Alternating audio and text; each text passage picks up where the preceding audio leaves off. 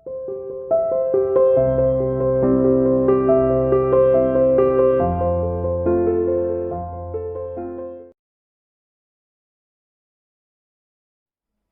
dear student, welcome to C International School online classes.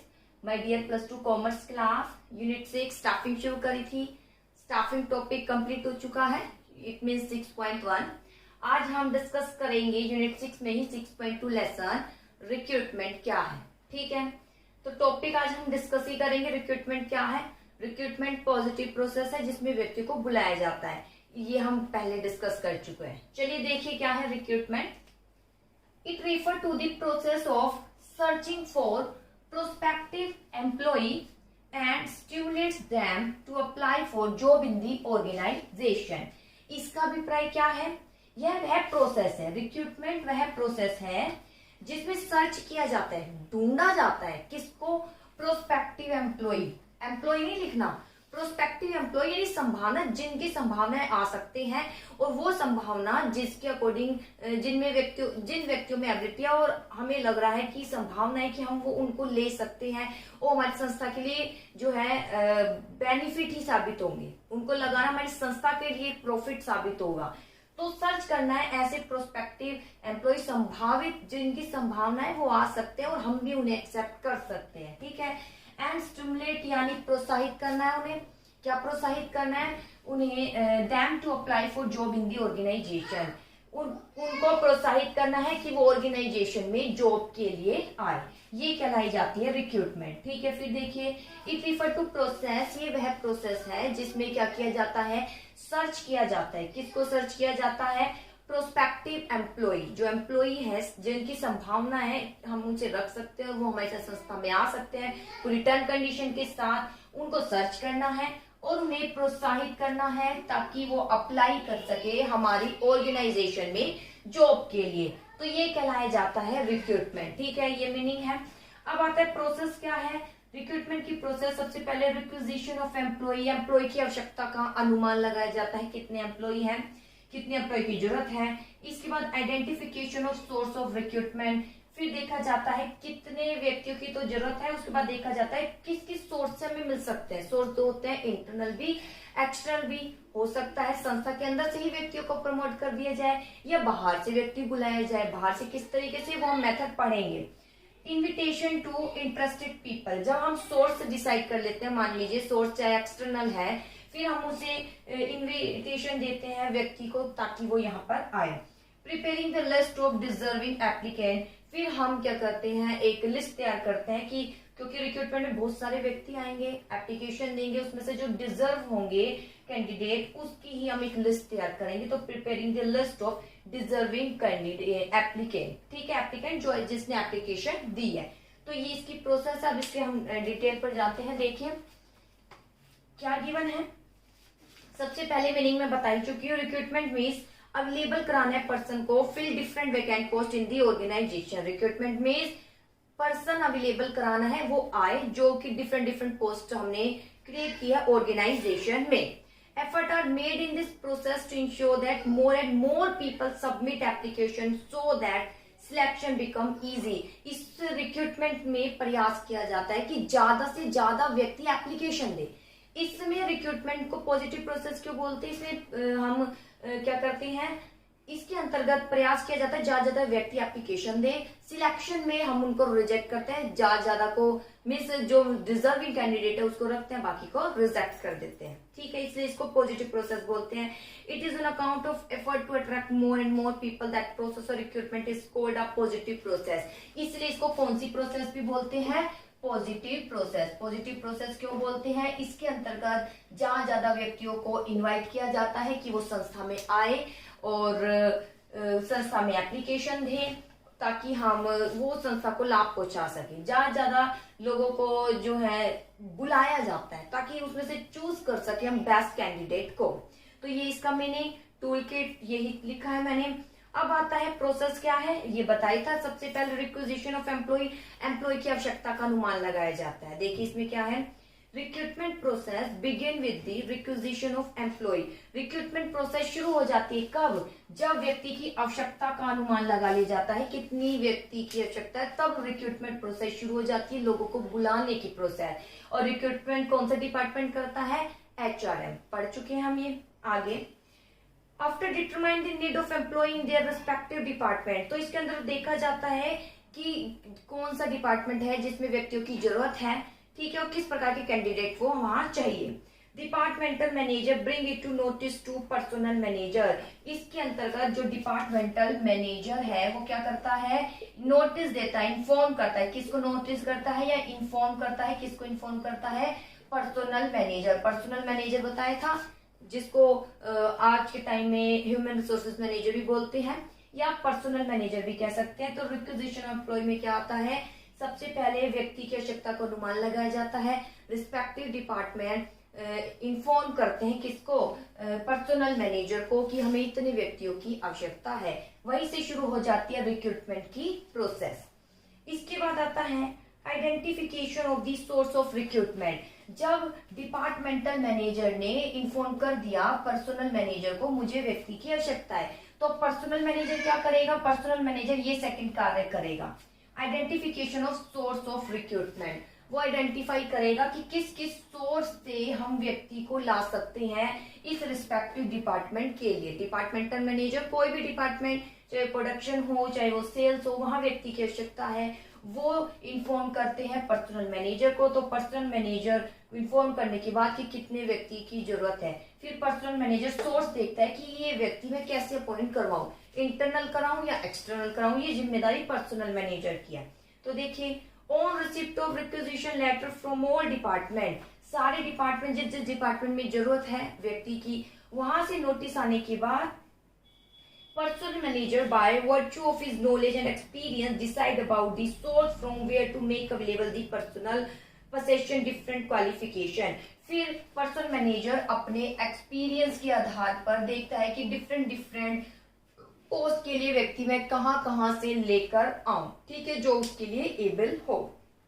Different source of recruitment, क्या क्या different source है वो हम आगे डिस्कस करें, किन किन सोर्स है, इंटरनल और एक्सटर्नल। तो यहाँ ये डिसाइड किया जाता है सोर्स में इंटरनल या एक्सटर्नल। इसके बाद आता है इन्विटेशन टू इंटरेस्टेड पीपल। मान लीजिए एक्सटर्नल यानी बाहर से व्यक्ति बुलाया जा रहा है, ठीक है, बाहर से व्यक्ति, चाहे हम एडवर्टाइजमेंट दे रहे हैं, चाहे हम ये कह रहे हैं व्यक्ति से हमारे संस्था में जो कार्य कर रहे हैं कि भाई आप जो है किसी भी व्यक्ति को ले आइए जो कैंडिडेट डिजर्व हो, ठीक है। तो invitation to interested people in the second stage after finding the source find करने के बाद interested people are invited to apply for different job. Interested people, जो इंटरेस्टेड पीपल होते हैं उनको इनवाइट किया जाता है। इसमें क्या किया जाता है? उनको इनवाइट किया जाता है डिफरेंट जॉब के लिए कि आए वो यहाँ पर एक एप्लीकेशन दे। To this effect personal manager prepare comprehensive information carrying the following detail. Interested people को इन्वाइट करने के लिए वो पहले इन्वाइट करता है, फिर निम्नलिखित प्रकार की डिटेल प्रिपेयर करता है। कौन कौन सी डिटेल? जिसमें लिखा होता है नंबर ऑफ वैकेंसी। इनवाइट करने के लिए सबसे पहले व्यक्ति को मोटिवेट करना पड़ेगा कि वो आए, ठीक है, स्टिमुलेट करना पड़ेगा। कब कैसे करेंगे उसके लिए कुछ इन्फॉर्मेशन देनी पड़ेगी। हमें क्या इन्फॉर्मेशन देंगे हम कि नंबर ऑफ वैकेंसी कितनी है, ठीक है। जैसे फर्स्ट ऑफ ऑल हम एक डिटेल जारी करेंगे जिसमें नंबर ऑफ वैकेंसी होगी। सेकेंड लिखा होगा नेचर ऑफ जॉब, जॉब किस प्रकार की है ताकि डिजर्विंग कैंडिडेट ही यहाँ पर अप्लाई करे। टर्म कंडीशन भी लिखी होगी। क्वालिफिकेशन नॉर्मल सी चीज दी होगी कि कौन क्या क्वालिफिकेशन चाहिए ताकि उसके अकॉर्डिंगली इंटरेस्टेड पीपल जो को हम इनवाइट कर सके वो यहाँ पर एप्लीकेशन दे। एक्सपीरियंस हम लिख देंगे कितना हमें एक्सपीरियंस चाहिए। डिटेल सैलरी भी लिख देंगे क्या हम सैलरी दे सकते हैं। कंडीशन ऑफ एम्प्लॉयमेंट, एम्प्लॉयमेंट अगर हम व्यक्ति को लगाएंगे तो किस किस शर्तों पर उसे रखेंगे, ये सब हम उसमें डिटेल है जो पर्सनल मैनेजर डिटेल बनाएगा, एक लिस्ट बनाएगा कुछ क्वेश्चन की, यानी क्वेश्चन ही कुछ इन्फॉर्मेशन की, तो वो ये होगी। इन्फॉर्मेशन जारी करेगा, नंबर ऑफ वैकेंसी कितनी है, ठीक है, उसमें क्वालिफिकेशन क्या चाहिए, जॉब कैसी है, सैलरी कितना है, एक्सपीरियंस आपका कितना होना चाहिए, ये सब डिटेल वो जारी करेगा ताकि इंटरेस्टेड पीपल को इनवाइट कर सके और वो यहाँ पर आ सके application they. Brief detail of selection process और ब्रीफ डिस्क्रिप्शन देगा किस किस तरीके से सिलेक्शन प्रोसेस होगी, किस किस तरीके से टेस्ट कंडक्ट किए जाएंगे, तब आपका सिलेक्शन होगा, ये सब डिटेल गिवन होगी। लास्ट डेट ऑफ एप्लीकेशन, जैसे क्या आता है लास्ट डेट, ठीक है, जिस कॉलेज में भी अप्लाई करते हो लास्ट डेट क्या है एप्लीकेशन की, ये भी जारी किया जाएगा। And information must be prepare in simple, information simple और अट्रैक्टिव लैंग्वेज में होनी चाहिए ताकि सभी व्यक्तियों को समझ आए। लार्ज नंबर में एप्लीकेशन आर रिसीव, ताकि लार्ज नंबर में एप्लीकेशन क्या हो सके, रिसीव हो सके। तो ये था थर्ड पॉइंट। अब इसके बाद preparing the list of deserving applicant, ये पता चल गया कितने कौन कौन से डिपार्टमेंट में कितने व्यक्तियों की आवश्यकता है। फील्ड पर्सनल मैनेजर देख लेगा किस किस सोर्स से मैं इसको लेकर आऊं, इंटरनली एक्सटर्नल, एक्सटर्नल भी है तो इंटरेस्टेड पीपल को इनवाइट करेगा, इनवाइट करने से पहले कुछ इंफॉर्मेशन जारी करेगा, वैकेंसी कितनी है, जॉब कितनी है, क्वालिफिकेशन, सैलरी, किस कंडीशन पर हम आपको रख सकते हैं। फिर प्रिपेयर करेगा लिस्ट ऑफ डिजर्विंग एप्लीकेंट, जब उनकी एप्लीकेशन आ जाएगी तो लिस्ट बनाएगी कौन कौन डिजर्व है और किसको रिजेक्ट करना है। जैसे देखिए on receipt of application the same are verify, अब एप्लीकेशन रिसिप्ट होने पर उसको वेरीफाई किया जाएगा कि ये जो हमने टर्म कंडीशन दी है क्या उसके अकॉर्डिंग व्यक्ति है। During the course of verification में application are divided into two parts, application को टू पार्ट्स में डिवाइड किया जाएगा। One part consist of those applicants which fulfil all the qualification, तो इसके अंतर्गत दो पार्ट्स में डिवाइड किया जाएगा एप्लीकेशन को, एक तो वो जो डिजर्व कर रहे हैं और दूसरा जो डिजर्व नहीं कर रहे, नो डिजर्व एप्लीकेंट, दो पार्ट्स में डिवाइड कर दिया जाएगा जिसकी भी एप्लीकेशन आई है, एक तो जो डिजर्व कर रहा है और जो डिजर्व नहीं कर रहा। वह एप्लीकेशन जो सारी क्वालिफिकेशन जो संस्था बोल रही है उसको डिजर्व कर रही है, उसको फुलफिल कर रहे हैं, दूसरा जो फुलफिल नहीं कर रहे। अब वह list are list of those applicant who possess requisite qualification is prepare, वह एप्लीकेंट जो सारी ही जो हमने इंफॉर्मेशन दी है जो हम चाह रहे हैं व्यक्ति में एबिलिटी हो वो फुलफिल कर रहे हैं, उसको हम एक्सेप्ट करेंगे, उसको बुलाएंगे आगे सिलेक्शन की प्रोसेस को कंप्लीट करने के लिए, ठीक है। Eligible applicant along are included in selection process, उसको सिलेक्शन प्रोसेस में बुलाएंगे। और जो नॉट डिजर्व है उसको हम एक लेटर भी दे सकते हैं कि आपका जो है एप्लीकेशन हमने एक्सेप्ट नहीं करी, किसी भी रीजन से, वो संस्था के ऊपर डिपेंड करता है। तो ये है बेटा प्रोसेस ऑफ रिक्रूटमेंट जिसमें व्यक्तियों को सर्च किया जाता है, एम्प्लॉय नहीं प्रोस्पेक्टिव एम्प्लॉय को सर्च किया जाता है और उन्हें स्टिमुलेट किया जाता है ताकि वो अप्लाई करे कहां पर, ऑर्गेनाइजेशन में। सबसे पहले प्रोसेस है रिक्विजिशन एम्प्लॉय को बुलाया जाता, सबसे पहले एम्प्लॉय की आवश्यकता का अनुमान लगाया जाता है। कौन बताता है इसकी आवश्यकता, डिपार्टमेंटल मैनेजर नोटिस देते हैं, इन्फॉर्म करते हैं पर्सनल मैनेजर को मेरे डिपार्टमेंट में इतने व्यक्ति की आवश्यकता है। फिर पर्सनल मैनेजर अपने एक्सपीरियंस के आधार पर सोर्स देखता है कि इन व्यक्तियों को मैं किस किस सोर्स से लेकर आ सकता हूँ। इसके बाद सोर्स देखने के बाद जैसे एक्सटर्नल है तो व्यक्तियों को, इंटरेस्टेड व्यक्तियों को इनवाइट किया जाता है, इनवाइट करने से पहले कुछ इंफॉर्मेशन जारी की जाती है कि वैकेंसी कितनी है, कितनी क्वालिफिकेशन है, क्या सैलरी है। इसके बाद प्रिपेयर की जाती है एक लिस्ट जिसमें डिजर्विंग कैंडिडेट होते हैं, यानी बहुत सारी एप्लीकेशन तो आती है, अब उसमें दो पार्ट्स में उसको डिवाइड कर दिया जाता है, एक वह एप्लीकेशन जो डिजर्व कर रहे हैं एप्लीकेंट और दूसरे एप्लीकेंट जो डिजर्व नहीं कर रहे, जो डिजर्व कर रहे हैं उसको आगे की प्रोसेस के लिए बुला लिया जाता है। तो यह है बेटा प्रोसेस ऑफ रिक्रूटमेंट। अब आगे हम देखते हैं सोर्स क्या है रिक्रूटमेंट ऑफ एम्प्लॉय के, देखिए हाँ जी, source of recruitment of employ, second step in the process. Second step क्या था, recruitment of employees, identification source of recruitment. अभी सेकंड बताया था ना, पहले तो नंबर ऑफ एम्प्लॉय बताना है कितनी जरूरत है, फिर पर्सनल मैनेजर सोर्स देखेगा कहां से इसको प्राप्त किया जा सकता है। It is very important step, ये बहुत इंपॉर्टेंट स्टेप है, व्यक्ति को कहां से लगाया जाए। प्रोसेस के पॉइंट 4 बताए, इसमें सेकंड पॉइंट सबसे इंपॉर्टेंट है, ये अंडरलाइन कर लेना, ठीक है। Process recruitment depend on it if personal manager fail to identify, अगर पर्सनल मैनेजर यही एक्सपीरियंस उसका बेकार जाता है, यानी वो आइडेंटिफाई करने में फेल हो जाता है कि व्यक्ति कहाँ से लेकर आया जाए, ठीक है, तो फिर जो है सुटेबल कैंडिडेट नहीं ला पाएगा तो सारी प्रोसेस खराब हो जाएगी। संस्था बोला ना स्टाफिंग में थोड़ी सी गलती पूरी प्रोसेस को क्या कर देती है, खराब कर देती है, पूरे मैनेजमेंट को खराब कर देती है। It will be difficult to achieve, तो ऑर्गेनाइजेशन के ऑब्जेक्टिव अचीव नहीं होंगे, दोबारा व्यक्ति लगाना पड़ेगा, टाइम वेस्ट होगा, कॉस्ट वेस्ट होगी, सब जो है बाकी जो प्लानिंग ऑर्गेनाइजिंग सब वेस्ट हो जाएंगे। To attract employ to business organisation usually two kind of source are tap, business organisation में एम्प्लॉय को ट्रैक करने के लिए दो प्रकार के सोर्स को यूज किया जाता है, पहला इंटरनल है और दूसरा एक्सटर्नल। तो आज हम जो है डिस्कस करेंगे इंटरनल सोर्स। कौन सा है? Internal source. ठीक है, तो इंटरनल सोर्स में क्या क्या है, एक्सटर्नल हम बाद में पढ़ेंगे, आज हम इंटरनल सोर्स पढ़ेंगे। कौन कौन से इंटरनल सोर्स है? In case internal source vacant post fill की जाती है, एम्प्लॉय जो भी अवेलेबल। इंटरनल सोर्स मतलब व्यक्ति फिल किए जाएंगे संस्था में से ही, व्यक्ति संस्था में कार्य कर रहा है उसको ही वो पोस्ट दे रहे हैं, वो है इंटरनल सोर्स। इसमें निम्नलिखित शामिल है। सबसे पहले इसमें क्या शामिल है? ट्रांसफर, दूसरा है प्रमोशन, तीसरा है ले। ठीक है, सबसे पहले आता है ट्रांसफर। ट्रांसफर आपको पता है सेम लेवल पर ही व्यक्तियों को ट्रांसफर करना, एक डिपार्टमेंट से दूसरे डिपार्टमेंट में, वो ट्रांसफर।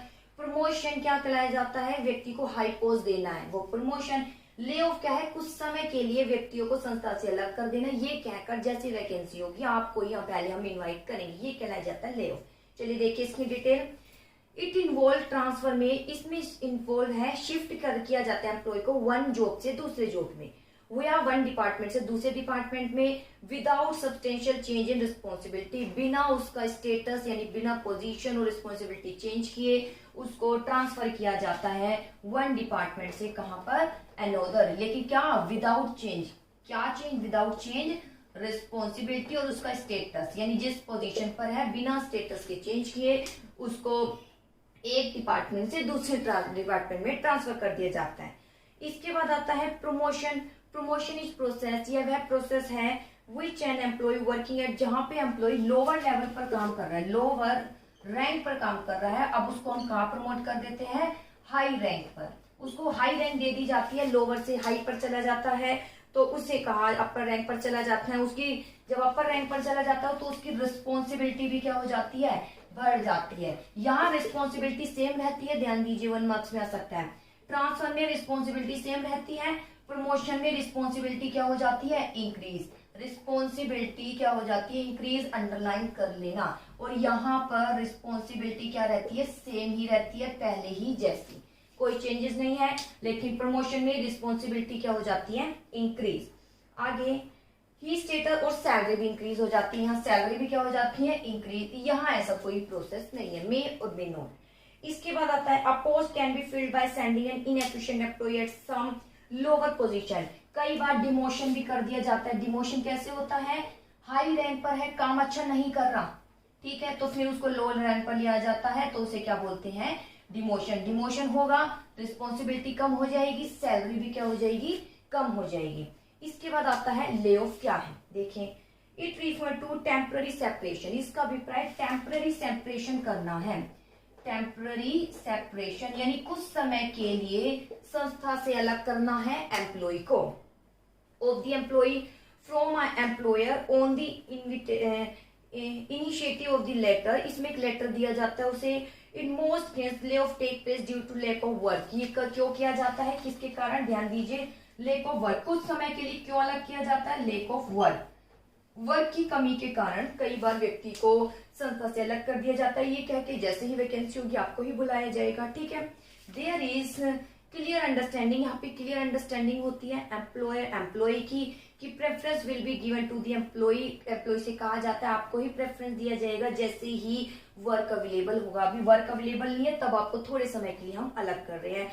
जैसे देखा जाता है जब दिवाली का टाइम आता है तो बहुत ज्यादा वैकेंसी निकलती है, तो संस्था क्या करती है, जो कैंडिडेट थोड़े समय के लिए लगती है उसको ही पहले बुलाती है। ठीक है, thus by recalling the lay of employee vacant position may be fill up। इस प्रकार व्यक्ति को बुलाया जाता है, कॉल किया जाता है, वही व्यक्ति जो पहले काम करता था और उसको फिल कर दिया जाता है। तो ये सारे कहलाए जाते हैं इंटरनल सोर्स। क्या था इंटरनल सोर्स? ट्रांसफर, यानी एक पोस्ट से दूसरे एक ही सेम लेवल पर एक डिपार्टमेंट से दूसरे डिपार्टमेंट में कर रहे हैं।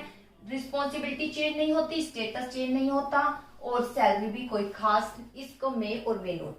ठीक है, ये ध्यान रखना, रिस्पॉन्सिबिलिटी स्टेटस चेंज नहीं होता। प्रमोशन में लोअर रैंक से हाई रैंक पर जाता है, रिस्पॉन्सिबिलिटी क्या हो जाती है? इंक्रीज हो जाती है, सैलरी इंक्रीज। ले ऑफ में टेम्पररी रूप से अलग कर दिया जाता है, ये कहकर क्योंकि अभी काम की कमी है। जैसे ही काम बढ़ेगा तो आपको ही बुलाया जाएगा, कॉल किया जाता है जैसे ही काम की जरूरत होती है। ठीक है, तो ये कहलाया जाता है ले ऑफ। आई होप आपको समझ आया होगा। फिर भी कोई दिक्कत हो तो आप मैसेज कर सकते हैं। ओके बेटा।